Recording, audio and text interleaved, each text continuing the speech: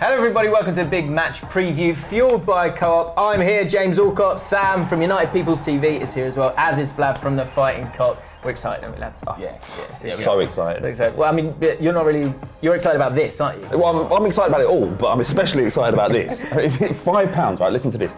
You're going around your mate's house before the big game, £5 gets you 2 Co-op pizzas and 4 Budweiser beers. Right? you're like this, you're confused. Well, when I first heard the offer, I was like, what is going on? What are they up to over there? So as Flav says, this is a really decent deal. If you want to take advantage of it, then go to one of the participating stores, make sure you drink responsibly, and just, tuck in. Well, who wouldn't want to take advantage of it?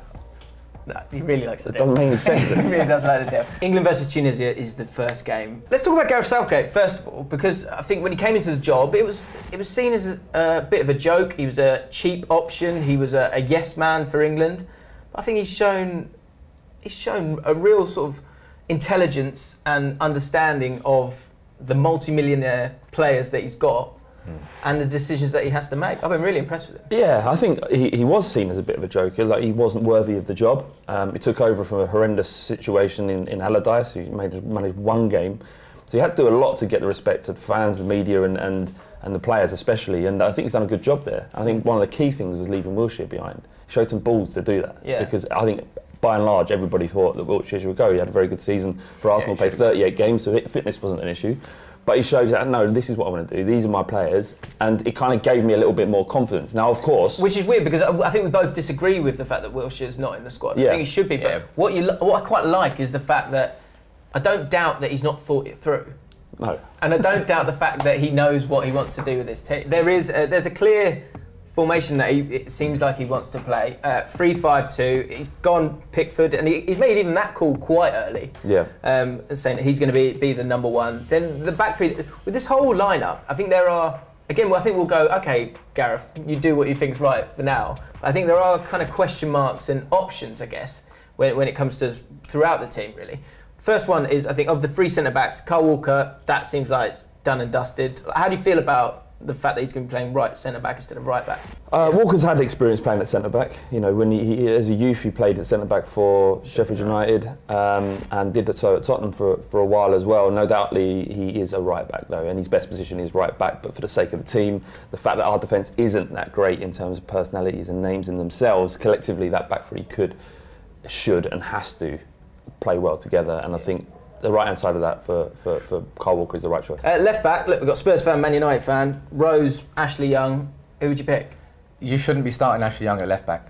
Ashley Young... You hate him, don't you? No, I don't hate him, but Ashley Young is a converted 33-year-old right winger who did a very good job at Manchester United, but he's not a modern-day fullback. He won't create the overlapping runs that these wing-backs have to do. Yeah. And if he does, he'll be out of position and he'll get caught at the back. Just don't play him at left back. There's no question here. Rose on his day is the best wing back in the Premier League, I would argue. So look, if he's fit and he's ready to go and his mind's in the right state, he's had that chats about suffering mental health problems and stuff this season. If he's fit and he's ready to go, he will be an incredible asset for England. The reason I think Ashley Young might be actually a good option against these teams that are going to defend deep is that what Southgate I think is trying to do is stretch the play and then have players like Dele Alli and Lingard in those pockets of space to then get the ball turned and create something. In the middle of the park, that we haven't got a lot of midfielders as we spoke about, but Dele Alli will definitely be one. The other one looks like it's going to be Lingard. Some people are thinking, how is Lingard in this starting 11? But he's been impressive, hasn't he? He's had a phenomenal season of progress. He's probably, of all the players under Jose Mourinho, he's the one that's really took to him and his style most. He's had his best goal scorer in return. He got 9 goals in 13 appearances over the December period, won United's Player of the Month. Out of possession, there's not many better players in your attack than Jesse Lingard. He's always finding space, he's always moving. It's impossible to defend against him. And if you've got static defences, which we're going to get against Tunisia, him moving around, well, he'll always be an option. Sam's one to watch is Lingard for this tournament, for this game. Who's your one to watch? I think I like Loftus-Cheek a lot. I think he can offer us 2 different things. One, he can play in midfield if we don't need to hold in midfielders, and Henderson, Dyer, or Loftus-Cheek. And he also can come off the bench and change the dynamic. So my one to watch is Trippier, because I think he'll start. I think there'll be a little bit of pressure on him because Trent Alexander-Arnold's had this great season. I really like the option of maybe Young and Trippier and a lot of crosses going into the box with a lot of movement with all those central midfield and attacking players. And I think he's a player that is going to be crucial against the lesser sides for us to get goals with his crosses. The problem with Trippier, he doesn't look like a modern fullback. He's very much kind of old school right back who got forward and crossed like Gary Neville. Trent Alexander-Arnold, however, is about pace and direct play, and Walker as well. So he doesn't offer that, but he does offer something that most wing-backs that perhaps don't offer, and that's the ability to pick a man in the box at any given time in the opposition's half. Not many people will know much about Tunisia, but we've done our homework, guys. So let's kick off with the manager, Nabil Maloul. Sam, you've done your homework on him. Of course I have. Tell me about him. Well, in order switches between 4-2-3-1, 4-3-3, but in like their crucial qualifier game against Democratic Republic of Congo, that's a hard thing to say. Done well then. Used a 5-3-2, so he switched to 5 at the back. Yeah, so it looks like he might use that against England. So you do think going into this group they are going to play 5 at the back, but they haven't done it a lot. Well, they haven't been forced to, have they? And I think they're up against England and Belgium, and they're going to have to be much more pragmatic when they go into that game. Otherwise, they're going to get torn apart and sent home. Yeah.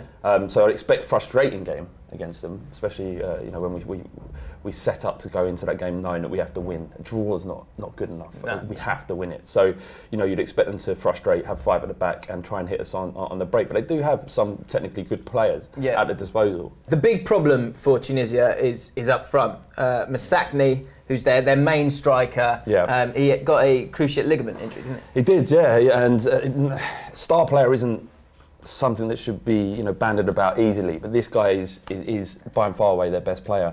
He scored 25 goals in 22 games in the league, in the Qatari league this season, and it's because he's out. They forced them to use Kazri up front, who he's not a recognised attacker, a striker. Yeah. He has played that for Rennes. But the thing that worries me about him is he's deadly from free kicks. Like 22 yards, 25 yards, like 2-step run up, and he loves a little free kick. So that is a bit of a concern for me when the game happens, and if he's able to get a foul outside the box.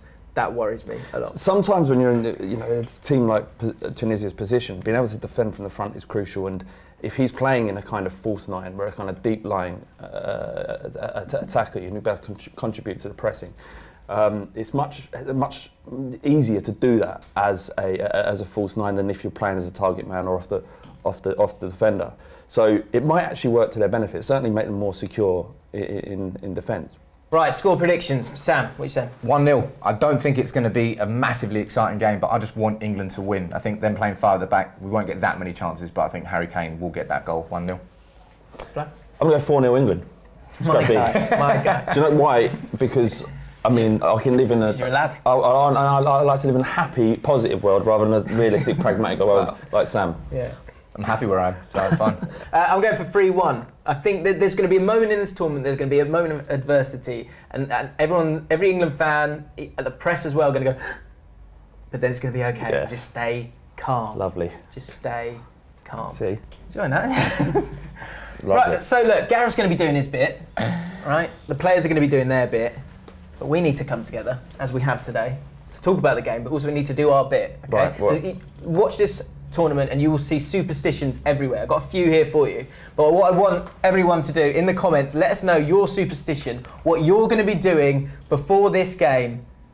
And if it works, we'll all you do need it. to be doing it again. Well, if it works, if the best one in the comments, right, we'll then do it throughout the World Cup on this show. How about that? I like that. I like that. All right, so a couple that people do, you can keep an eye out for these during the World Cup. Portugal ace Cristiano Ronaldo, always make sure he places his right foot onto the pitch first.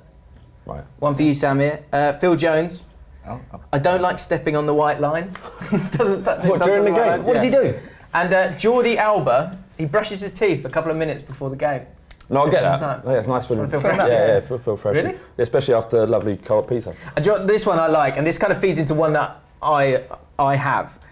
Gary Lineker, he would never shoot at goal during the warm-up because he thought it might affect his goal quota. Yeah, use up his goals. I kind of get that. No, absolutely. Yeah. Really? So what I do is I will cross my fingers and toes at key moments. What? But I won't be using it so if it's a corner, we're 1-0 up, 5 minutes to go, I'll cross both so that we're okay and they don't score from that corner. But I won't, sometimes I'll go, no, there's still 15 minutes left. I need to wait because I don't want to You use my use it luck up. quota. Right. Do you see what I mean? Yeah. Do you have any superstitions? You're in the quota game. Okay. That's mental, that. Is that weird? I Yeah. do that at It's a little Loftus bit Road. weird. I mean, I used to do that something like that when I was a kid. What about you, Sam? Have you got a superstition? You're all mad. Oh. I haven't got one. Oh. You are a boring 1-0. No superstition. Really? Sam, I feel like Sam... He needs one. He needs one. He definitely we need to needs get one. Sam a superstition. Yeah. Give me one. Yeah, okay. Let us know in the comments below the superstitions that you use and if it's one that Sam should use. The best one we will pick and Sam can utilise in the second game. Yeah, use a hashtag superstition for Sam. He Just so loves we the know. hashtag. Yeah. Just so we know what one's what. Okay. This could go horribly wrong. Big thanks to Co-op for fueling this big match preview. Go check out the deal, £5, 2 Co-op You literally pizzas, can't go wrong. 4 Budweisers. More could you want? Decent at participating stores, so go and get yourself that deal. Let us know your thoughts in the comments below. Superstitions, score predictions, subscribe to Bull Street. We'll see you soon.